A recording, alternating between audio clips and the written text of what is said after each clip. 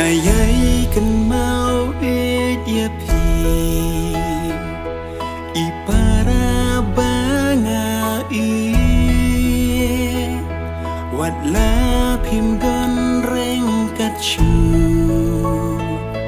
ngam la chu ban yo i na prthai pi la le shakawe pat kari sa tang ki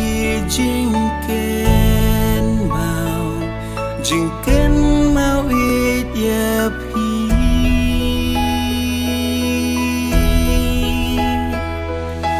kat no ngas ngo ben nun kat no ngas ngo pang nun ngala du no ya i para ha ka jing im jong nga pilong ubril baba ha ka jing shem jong nga ki kam ba pila le kisa kilong nuksa baba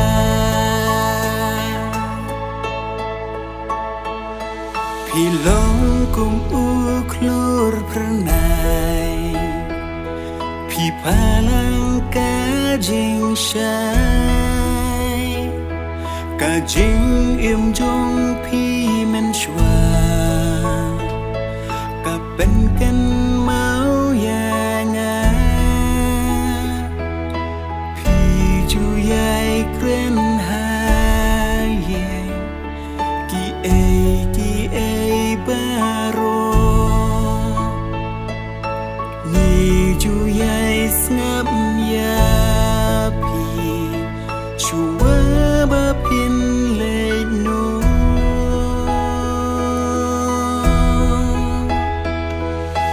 kat no ngas ngo ben nun kat no ngas ngo pang nun ngala du no ya i para ha ka jing im jong nga pilong ubril baba ha ka jing shem jong nga ki kam ba pila le kisa kilong nuksa baba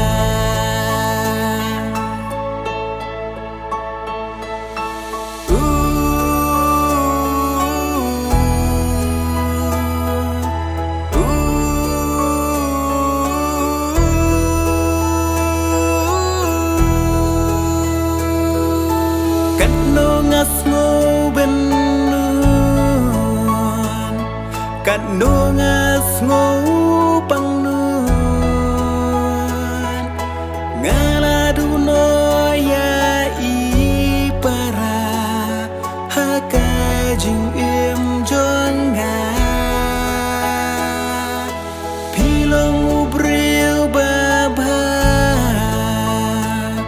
ha ka jing shem jong nga ki kam ba pila le kisa kilong nuksa